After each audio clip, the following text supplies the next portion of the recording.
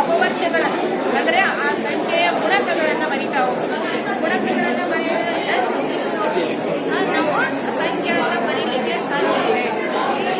ಈಗ ನೋಡ್ರಿ, ಯಾವಾಗಲೂ ಅಪವರ್ತ್ಯಗಳನ್ನು ಬೇಕಾದಷ್ಟು ಬರೀಬಹುದು. ಯಾವುದಾದ್ರು ಈಗ ಇದನ್ನೇ ತಗೊಳ್ಳೋದು ಸಂಖ್ಯೆ ತಗೊಂಡಾಗ ಈ ಅಪವರ್ತ್ಯಗಳಲ್ಲಿ ಅಪವರ್ತ್ಯಗಳು ಅಂತ ಗುಣಕಗಳು ಎರಡು ಅಂತೀವಿ. ಇದರಲ್ಲಿ ಯಾವ್ಯಾವ ಸಾಮಾನ್ಯ ಇದ್ದದ್ದು 10 ಇದೆ, 20 ಇದೆ, 30 ಇದೆ, 40 ಇದೆ. ಅದರಲ್ಲಿ ಉತ್ತಮ ಇರೋದು ಯಾವುದು, ಕಡಿಮೆ ಇರೋದು ಯಾವುದು, ಅದು 10.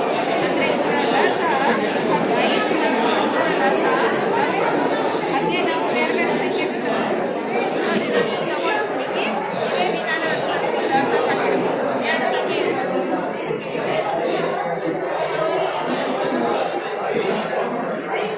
ಇದು ಸರ್ ಮಕ್ಕಳ ಕೈಯಲ್ಲೇ ಕೊಟ್ಟು ಮಾಡಿ ಮಕ್ಕಳ ಕೈಯಲ್ಲೇ ಕೊಟ್ಟು ಮಾಡಲಿಕ್ಕೆ ಬರ್ತದೆ.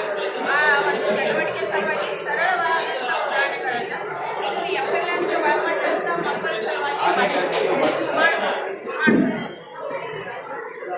ಕೆಲವೊಂದು ಮಕ್ಕಳು ಮಾಡಿಕೊಂಡು ಉಪಯೋಗ ಮಕ್ಕಳಲ್ಲಿ ಮಾಡಿದ್ದು ಮೊನ್ನೆ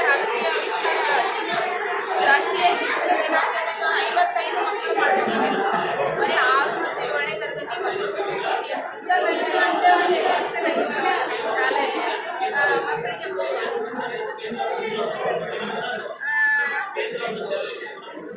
ಭಾಳ ಚೆನ್ನಾಗಿ ಮಾಡ್ತಾರೆ ಸರ್.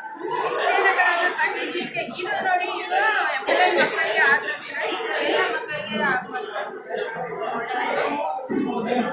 ಈಗ ಸೂತ್ರಗಳನ್ನು ನಾವು ಬಳಕೆ ಮಾಡ್ತೀವಿ.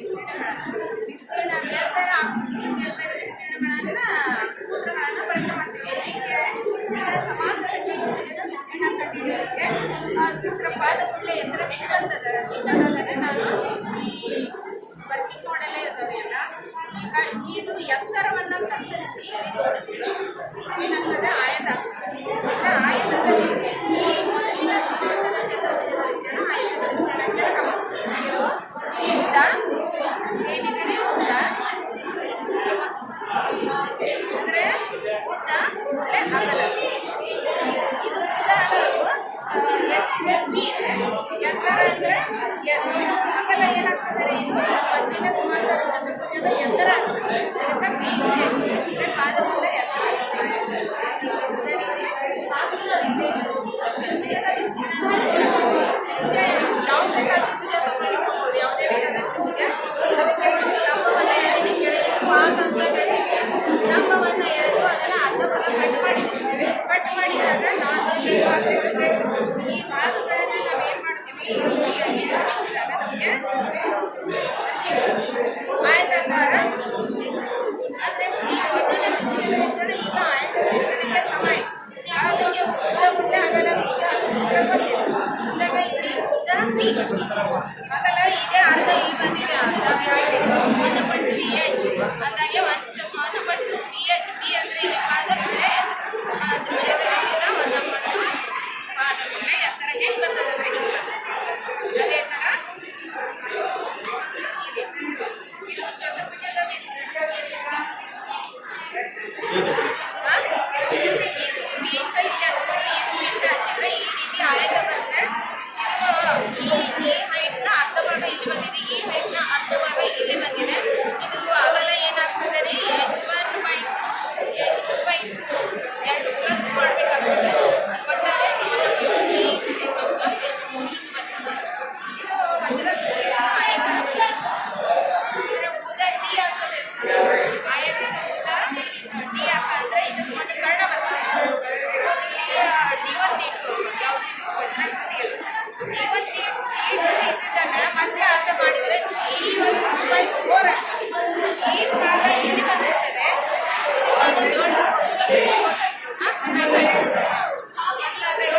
ಇದು ಆಯತ ಬರ್ತದೆ. ಎಲ್ಲ ರೀತಿ ಹಂಚಿಕೆ ಬಂದ ಕಡೆ ಅದು ಸೂತ್ರವನ್ನು ಪಟ್ಟು ಕರ್ಣಗಳನ್ನು ಬರ್ತದೆ. ಇದನ್ನು ನಾವು ಒಟ್ಟಿಗೆ ಈ ಸೂತ್ರಗಳನ್ನು ನೋಡಿದಾಗ ನಾವು ಇಲ್ಲಿ ಬಂದು ಕಾಮನ್ ಫ್ಯಾಕ್ಟರ್ ಮಕ್ಕಳಿರುತ್ತದೆ. ಎಲ್ಲ ಆಕೃತಿಗಳನ್ನು ಆಯತದ ವಿಸ್ತೀರ್ಣಕ್ಕೆ ಬದಲಾಯಿಸಿಕೊಂಡು ಈಸಿಯಾಗಿ ಸೂತ್ರಗಳನ್ನು ಕಂಡುಹಿಡಿದಾಗ ಯಾವುದು ಎತ್ತರ ಆಗ್ತದೆ, ಯಾವುದು ಉದ್ದ ಆಗಲ್ಲ, ಎಲ್ಲವನ್ನ ತಾರ್ಕಿಕವಾಗಿ ನೆನಪಿಟ್ಟುಕೊಳ್ಳಿ.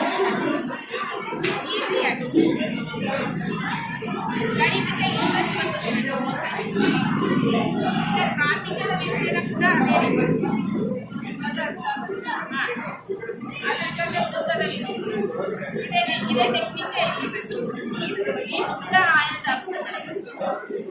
ಅದಕ್ಕೆ ಸಪ್ರೇಟ್ ಮಾಡಿ ಇದು ಎ ಪ್ಲಸ್ ಬಿ ಸ್ಕ್ವೇರ್ ಇದೆಲ್ಲ ಬೀಜಗಣಿತದ ಸೂತ್ರಗಳು ನಾವು ಇಲ್ಲಿ ನೋಡಿ ಇದ್ರಾಗೆ A plus B square A minus B ಎರಡನ್ನ ಹೇಳ್ಬೋದು ಹೇಳಿದ್ರೆ A plus B plus C square ಹೇಳ ಮೇಡಮ್ ಈಗ ಇದು ನೋಡಿ